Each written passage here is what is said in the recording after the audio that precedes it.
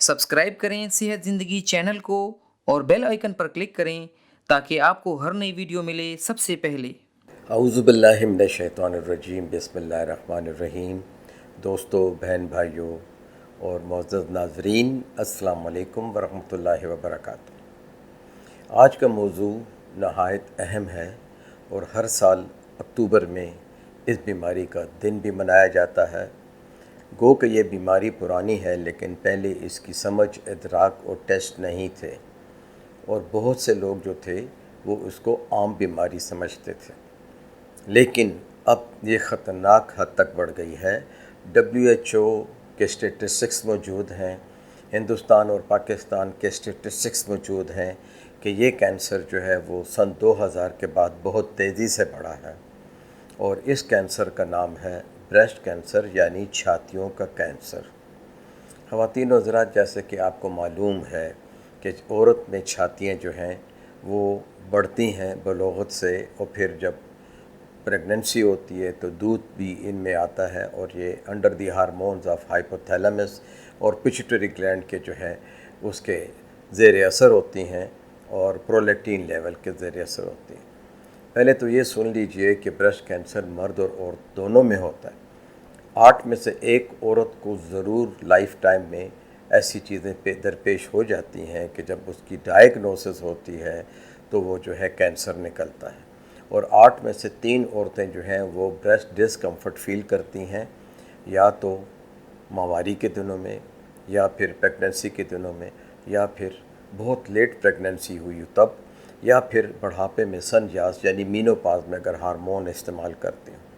मर्दों में ये कैंसर जो है ये 15 में से एक या 14 में से एक मर्द को होता है, बिलखसूस उन लोगों को कि जो स्मोकिंग करते या जो अल्कोहल पीते हैं। तो ऑलमोस्ट समझ लीजिए कि अगर 3 औरतों में ब्रेस्ट कैंसर डायग्नोज हुआ है तो उसके मुकाबले में सिगरेट पीने वाला कोई शख्स जो हो वो जो है एक शख्स इसका शिकार हो सकता है। अच्छा, इसमें सिर्फ टोबैको स्मोकिंग नहीं आता, इसमें अल्कोहल भी आती है यानी शराब नोशी, और फिर इसमें वो इंडस्ट्रियल पोल्यूशन भी आती है कि जो लोग जो हैं बहुत ज़्यादा केमिकल इंडस्ट्री में काम करते हैं या स्पेशली टोबैको इंडस्ट्री में जहाँ के सिगरेट बनते हैं वहाँ जो है वो काम करते हों। अब आते हैं कि ये है क्या चीज़। देखें, कैंसर को पहले समझने की कोशिश कीजिए कि ये एक नया टिश्यू होता है जो आपके किसी हिस्से में भी किसी भी स्टिमुलस की वजह से, किसी भी तहरीक की वजह से, किसी एबनॉर्मल शुआओं की वजह से, या रेडिएशन की वजह से, या सूरज की अल्ट्रा वाइट रेडिएशन की वजह से जो है उसमें तब्दीली आ जाती है। अब चूँकि ये ब्रेस्ट जो है ये जल्द के नीचे कायम दायम है और एक हमारी जल्द है जो कि हमारे पूरे जिस्म को ढांपी हुई है, तो ये दोनों कैंसर जो हैं, जो जल्द के कैंसर हैं जो कि मेलानोमा कहलाते हैं, या जो है हमारे तिलों में या एक्स्ट्रा पिगमेंटेशन में होते हैं, इसी तरह ब्रेस्ट जो टिश्यू है इसको भी हम अगर देखें तो हम इसके मुमासिल समझ सकते हैं कि ये जो है हमारे जल्द के नीचे है और इसमें कैंसर हो गया। अब कैंसर बहुत सी वजूहात कि ब्रेस्ट कैंसर जो है वो औरतों में क्यों ज़्यादा है। जैसा कि मैंने पहले बताया कि हार्मोनल इम्बैलेंस, किसी भी हार्मोन का बहुत ज़्यादा हो जाना, ओवेरियन ट्यूमर हो या उसकी वजह से हार्मोन ज़्यादा हो जाएं, या कोई और ट्यूमर हो जैसे कि बच्चेदानी का ट्यूमर है और ओवरीज़ का भी ट्यूमर साथ में शामिल है। फिर और जो मुख्तलिफ़ ज़राए हैं वो ये है कि आपकी फैमिली में किसी को अगर ब्रेस्ट कैंसर हुआ है तो आपके चांसेस बढ़ जाते हैं। फिर अगर आप संन्यास में हैं यानी आपकी मवारी बंद हो गई है, लेकिन डॉक्टर आपको हार्मोन रिप्लेसमेंट थेरेपी देता है जिसमें कि हम मुख्तलिफ़ गोलियाँ देते हैं ताकि फ़िज़िकल साइंस एंड सिम्टम्स जो कि मीनोपाज के हैं या ऑस्टियोपोरोसिस के हैं उससे आप बच सकें और आपका फ्रैक्चर रिस्क कम हो जाए। लेकिन दूसरी तरफ ये हार्मोन जहाँ एक तरफ आपको फ़ायदा दे रहे होते हैं, वहाँ अगर तो ये आपकी बच्चेदानी पे अमल करेंगे और ब्रेस्ट पे भी अमल करेंगे तो कैंसर के चांस बढ़ जाएंगे। फिर आ जाते हैं जो ख़वातीन सिगरेट नोशी करती हैं और यूरोप में जो कि अल्कोहल पीते हैं। फिर आ जाते हैं कुछ अद्वियात ऐसी हैं कि जो हम देते हैं जो कि इनडायरेक्टली हमारी बॉडी में हार्मोन में बदल जाते हैं। फिर हमारे कुछ ट्यूमर्स हैं, एडिनोमास हैं, जो कि पिट्यूटरी ग्लैंड से ताल्लुक़ रखते हैं, उस वजह से भी ब्रेस्ट पे असर पड़ता है। फिर वो ख़वातीन जिनकी बिल्कुल शादी नहीं हुई होती, बदकिस्मती से उनमें ब्रेस्ट कैंसर जो है वो उसके चांसेस होते हैं कि वो हो जाएं, क्योंकि अल्लाह ने इस आर्गन्स को, जो दो ब्रेस्ट हैं, इन्हें दूध की थैलियाँ बनाया है और इन्हें दूध के लिए इस्तेमाल होना है, और दूध ही इससे सिक्रीट होगा जब बच्चा माँ के पेट में होगा, और फिर वो दूध पैदा होगा बच्चे की पैदाइश के साथ, और जो कि बच्चे को 2 साल तक पिलाया जाता है। अच्छा, ये तो हो गई ये बात कि जो ख़वातीन बिल्कुल शादी नहीं करती, यानी नली पैरा, यानी जब बिल्कुल प्रेग्नेंट नहीं होती। अच्छा, इसमें यह भी है कि ख़वातीन शादी कर लेती हैं, किसी वजह से प्रेग्नेंट नहीं हो सकती, मर्द की वजह से या औरत की वजह से, तो ये सूरत हाल भी इसमें शामिल हाल है। अब वो औरतें जो देर से शादी करती हैं, अमूमन 30-35 साल के बाद या 40 साल की उम्र, उनको भी इसका ख़तरा होता है कि वो जो है, क्योंकि लेट शादी करने में और लेट डिलीवरी के अंदर फिर जो हार्मोनल चेंजेस होती हैं वो वेरी करती हैं, और उस तरीके से जिस तरह के फिज़ियोलॉजिकल तरीका होता है उससे माँ नहीं हो सकती, यानी आर नॉट कंपेटेबल। तो वो जो है उनके ब्रेस्ट जो हैं फिर इतने एक्टिव नहीं होते, यानी वो डक्ट्स जो हैं और लाब्यूल्स जो हैं जिनमें का दूध बनता है और फिर निपल से सिक्रेट होता है। अब जनरल निशानियाँ क्या हैं? पहले तो ये है कि वो ख़ातून जो कि किसी भी किस्म की ज़नाना कैंसर से ताल्लुक़ रखेगी तो उसकी माहवारी जो है वो या कम या बेश, कभी बहुत कम या कभी ज़्यादा हो जाएगी। नंबर 2, ऐसी ख़वातीन के जो ब्रेस्ट साइज़ में फ़र्क आ जाएगा, एक ब्रेस्ट बड़ा और एक छोटा होगा। तीसरी बात, जो निपल है वो निपल सडनली रिट्रैक्ट कर जाएगा। निपल उभरे हुए होते हैं, ये अंदर चले जाते हैं।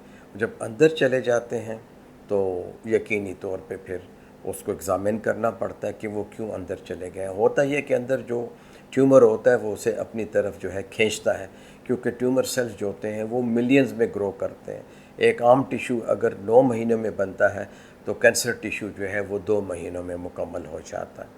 तो चूँकि उसका मांस होता है, उसकी गिल्टी होती है, तो वो गिल्टी जो है उस निपल को, चूँकि निपल बहुत सॉफ्ट होता है, तो वो उसे अंदर की तरफ खींचता है। फिर ब्रेस्ट का हार्ड हो जाना, यानी सख्त हो जाना, ब्रेस्ट में दर्द होना, और बगल में गिल्टियों का बनना जो कि गर्दन तक आ सकती हैं, और ये दोनों ब्रेस्ट में भी कैंसर फैल सकता है।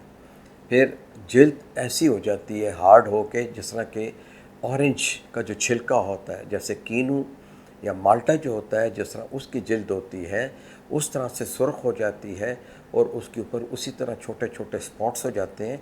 इसीलिए हम इसे कहते हैं कि भाई ऑरेंज पील स्किन, ठीक है।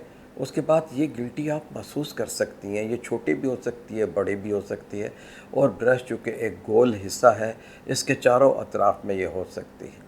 लेकिन जो गिल्टी सख्त हो, जल्दी बड़ी हो जाए और बगल की तरफ हो, ऐसी सूरत में तो कैंसर का फ़ौरन इलाज होना चाहिए, क्योंकि हाथ लगाते ही एक फिजिशियन को पता चल जाता है कि ये कैंसर है और ये फैल चुका हुआ है। अब आते हैं कि गिल्टी क्या होती है। कुछ ख़वातीन को, बच्चों को जिनके बार बार बच्चे होते हैं, वो दूध पिलाती हैं, तो दूध चूँकि थैलियों में से निकल के डक्ट्स में यानी नालियों में आ जाता है और फिर वहाँ से निपल से निकलता है, तो कुछ ना कुछ दूध जो है वो रहना शुरू हो जाता है उसमें। उससे कुछ नॉट्स बन जाती हैं, क्योंकि बच्चा 2 साल तक दूध पीता है तो बच्चा दूध के ऊपर प्रेशर डालता है। ये वो स्ट्रेस है, स्ट्रेस ऑन द ब्रेस्ट। तो अगर एक बच्चा जो है वो अपने दांत भी मारता है, उसको ज़ोर से खींचता है और गलत तरीके से उसकी फीडिंग होती है, और वो उसके निपल को खींचता है और माँओं को तकलीफ़ होती है, तो ऐसे लोगों को वो गिल्टियाँ जो है बन जाती हैं, जो कि कैंसर नहीं होती हैं। उन्हें हम फाइब्रोएडिनोसिस कहते हैं। गो कि उनमें दर्द होता है, और अगर वो डिटेक्ट हो जाती हैं तो ख़वातीन परेशान हो के घबराहट में यही समझ लेती हैं कि वो उनको ब्रेस्ट कैंसर है। अच्छा देखें, अब आपने आपको बताया कि रिस्क क्या है। आपके ख़ानदान में है, किसी बुज़ुर्ग ख़ातून को हुआ है, किसी बहन को हुआ है, या किसी और ख़ातून को, खाला को हुआ है। दूसरा ये है कि आपके ब्रेस्ट साइज़ में और निपल में चेंजेस आना शुरू हो गई हैं। ऐसा भी होता है कि कई दफ़ा गिल्टी नज़र नहीं आती हो, जिल्द जो है वो ब्रेस्ट की वो सुर्ख हो जाती है या ब्राउन हो जाती है या ग्रे हो जाती है, और उसमें ख़ारिश होना शुरू होते हैं, और फिर उस ख़ारिश के बाद वहाँ जो है छिलके आ जाते हैं, एक्जिमा हो जाता है और समझ में नहीं आती है और गिल्टी नहीं होती है, तो स्किन स्पेशलिस्ट जो है वो भी आराम से इलाज दे देता है, एक फैमिली फिजिशियन भी जल्द का इलाज दे देता है, लेकिन अंदर आने वाले ख़तरे से आगाही नहीं होती। अब गिल्टी भी हो गई, मास भी हो गया, वो गिल्टी इर्रेगुलर हो सकती है, वो सख्त हो सकती है, उससे ब्रश पे दर्द होगा, वो जगह सख्त होगी, उस जगह पे सुर्खी होगी, टेम्परेचर हाई होगा। लेकिन कुछ जनरल इलामात भी हैं जिनकी तरफ गौर करना चाहिए। ब्रेस्ट कैंसर की अगर किसी खातून को कोई गिल्टी है, साथ ही साथ उसे बुखार होना शुरू हो जाता है, भूख कम हो जाती है, बदन में दर्द होता है, हड्डियों में दर्द होता है, सर दर्द होता है, खून की कमी होना शुरू हो जाती है, तो फिर ऐसी तकलीफ़ अगर 3 हफ्ते से ज़्यादा है तो आपको उस औरत का मुकम्मल मुआयना, उसके खून का, पेशाब का मुआयना, खून के स्पेशल टेस्ट करवाना और ब्रेस्ट का एक्सरे करवाना, ब्रेस्ट का अल्ट्रासाउंड करवाना, और अगर आपने गिल्टी पकड़ ली है, चाहे वो छोटी है या बड़ी है, तो आपको मेमोग्राम करवाना। मेमोग्राम जो है एक स्पेशल एक्सरे होता है जिससे कि बहुत सी चीज़ें क्लियर हो जाती हैं। यहाँ ये बात भी सुन लीजिए कि अगर कोई गिल्टी है और इलामात वाज़ेह नहीं हैं तो ज़रूरी नहीं है कि आपको कैंसर होगा। इसलिए जब हम किसी गिल्टी को पकड़ लेते हैं, उसका अल्ट्रासाउंड करवा लेते हैं और उसका एक्सरे करवा लेते हैं, जैसे मेमोग्राम कहते हैं, लेकिन जब हम उसकी बायोप्सी करते हैं तो वो बीनाइन होता है, यानी वो ट्यूमर नहीं होता। अब कितने % लोगों में ये जो होता है, अगर हम 100 गिल्टियाँ पकड़ लें तो उसमें से जो 10 गिल्टियाँ होंगी वो यकीनन कैंसर होंगी, और 10 के करीब जो गिल्टियाँ होंगी वो या तो कैंसर से मिलती जुलती होंगी या बहुत इब्तदाई इलामात में होंगी, जिसे कार्सिनोमा इन सिचू कहते हैं। कार्सिनोमा इन सिचू जो है ये ग्रेडिंग है, इसकी 4 ग्रेडिंग होती है जो कि हम रोमन अल्फ़ाबेट में करते हैं, स्टेज 0, स्टेज 1, स्टेज 2, स्टेज 3 और स्टेज 4।